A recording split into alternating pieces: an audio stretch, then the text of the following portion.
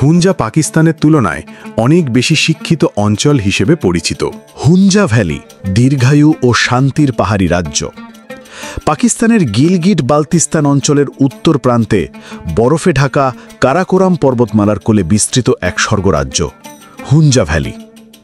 সমুদ্রপৃষ্ঠ থেকে গড়ে ২৪৩৮ মিটার উচ্চতায় অবস্থিত এই উপত্যকা শুধু নয়নাভিরাম প্রাকৃতিক দৃশ্যের জন্য নয়, বরং এখানকার অধিবাসীদের দীর্ঘায়ু ও সুস্বাস্থ্যের জন্য বিশ্বজোড়া খ্যাতি অর্জন করেছে। হুঞ্জা ভ্যালি পাকিস্তান চীনের সীমান্তের কাছাকাছি অবস্থিত। পূর্ব দিকে নগর, পশ্চিমে আফগানিস্তানের ওয়াখান করিডর আর উত্তরে চীনের শিনজিয়াং প্রদেশ। এই মিলনস্থল কৌশলগতভাবেও কিন্তু গুরুত্বপূর্ণ। ভ্যালিটি প্রধানত ৩টি অঞ্চলে বিভক্ত: লোয়ার হুঞ্জা, সেন্ট্রাল হুঞ্জা এবং আপার হুঞ্জা বা গোজাল। বরফ ঢাকা রাকাপোশি, উল্টার সার ও লেডি ফিঙ্গার পিকের মতো পর্বতচূড়া এখানকার আকাশ ছোঁয়া সৌন্দর্যের প্রতীক। ঐতিহাসিকভাবে হুঞ্জা একটি স্বাধীন রাজ্য ছিল, যা ১৯৭৪ সালে পাকিস্তানে অন্তর্ভুক্ত হয়। এখানকার মানুষ মূলত বুরুশো বা বুরুশাস্কি ভাষাভাষী জনগোষ্ঠী, যাদের উৎপত্তি নিয়ে নানা তত্ত্ব রয়েছে। কেউ বলে তারা মধ্য এশিয়ার প্রাচীন জনগোষ্ঠীর বংশধর, কেউ আবার মনে করেন তারা আলেকজান্ডার দ্য গ্রেটের সৈন্যদের উত্তরসূরি। হুঞ্জায় ৩টি প্রধান ভাষা প্রচলিত। বুরুশাস্কি একটি ভাষাগতভাবে অনন্য ভাষা, যা পৃথিবীর অন্য কোথাও প্রচলিত নয়।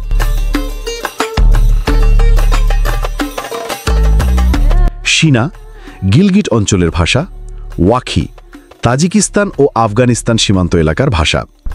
এখানকার সংস্কৃতি পাহাড়ি পরিবেশ ও ইসলামী মূল্যবোধের মিশ্রণ, যদিও সামাজিকভাবে তারা তুলনামূলকভাবে উদার এবং শিক্ষাবান্ধব।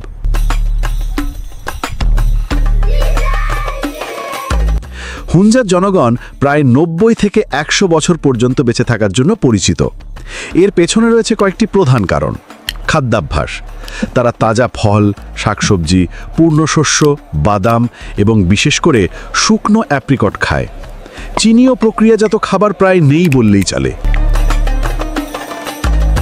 বিশুদ্ধ পানি: বরফ গলা পাহাড়ি ঝর্ণার পানি, যা মিনারেল সমৃদ্ধ। শারীরিক পরিশ্রম: পাহাড়ি কৃষিকাজ ও দীর্ঘ পথ হাঁটার অভ্যেস তাদের দেহকে সক্রিয় রাখে। মানসিক শান্তি: তুলনামূলকভাবে কম চাপযুক্ত জীবনযাত্রা। বিজ্ঞানীরা মনে করেন হুঞ্জাদের এই জীবনধারা আধুনিক মানুষের জন্য এক অনুকরণীয় উদাহরণ। হুঞ্জার অর্থনীতি মূলত কৃষি ও পর্যটনের ওপর নির্ভরশীল। তারা ঝুম চাষের মতো পাহাড়ি কৃষি পদ্ধতি ব্যবহার করে গম, বার্লি, ভুট্টা, আলু এবং অ্যাপ্রিকট উৎপাদন করে।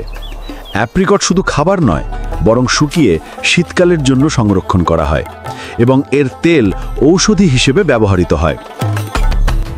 পর্যটন এখানে দ্রুত বৃদ্ধি পাচ্ছে, বিশেষ করে কারাকোরাম হাইওয়ে চালু হওয়ার পর থেকে। সারা বিশ্ব থেকে অভিযাত্রী, হাইকার ও প্রকৃতিপ্রেমীরা এখানে রাকাপোশি বেস ক্যাম্প, পাসুকোন এবং আতাবাদ লেক দেখতে আসে। হুঞ্জা জনগোষ্ঠীর বেশিরভাগই ইসমাইলি মুসলিম, যার আধ্যাত্মিক নেতা আগা খানের অনুসারী। ইসমাইলি সম্প্রদায়ের বৈশিষ্ট্য হল শিক্ষার প্রতি উচ্চ মূল্যবোধ, নারী পুরুষ সমতার প্রতি সম্মান এবং সামাজিক সংহতি। হুঞ্জা পাকিস্তানের তুলনায় অনেক বেশি শিক্ষিত অঞ্চল হিসেবে পরিচিত। এখানে নারী শিক্ষা বিশেষভাবে উৎসাহিত হয়।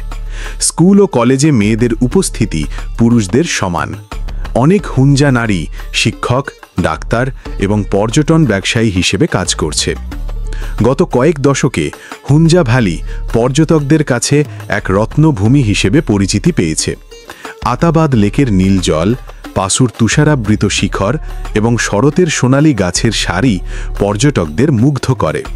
তবে পর্যটনের ফলে সাংস্কৃতিক পরিবর্তন, বর্জ্য সমস্যা এবং জমির ব্যবহার পরিবর্তনের মতো চ্যালেঞ্জও তৈরি হচ্ছে। আবহাওয়ার পরিবর্তন, হিমবাহ গলে যাওয়া এবং প্রাকৃতিক দুর্যোগের ঝুঁকি হুঞ্জা জনগণের জন্য বড় হুমকি। অনেক গ্রামভূমি ভূমিধস বা বন্যার কারণে ক্ষতিগ্রস্ত হচ্ছে। তবুও শিক্ষা, পর্যটন এবং টেকসই কৃষি উন্নয়নের মাধ্যমে হুঞ্জা জাতি ভবিষ্যতের জন্য নিজেদের প্রস্তুত করছে। হুঞ্জা ভ্যালি শুধু একটি ভূগোল নয়, এটি মানব জীবনের এক অনন্য উদাহরণ, যেখানে মানুষ প্রকৃতির সঙ্গে মিলেমিশে সুস্থ, দীর্ঘায়ু এবং শান্তিপূর্ণ জীবনযাপন করে।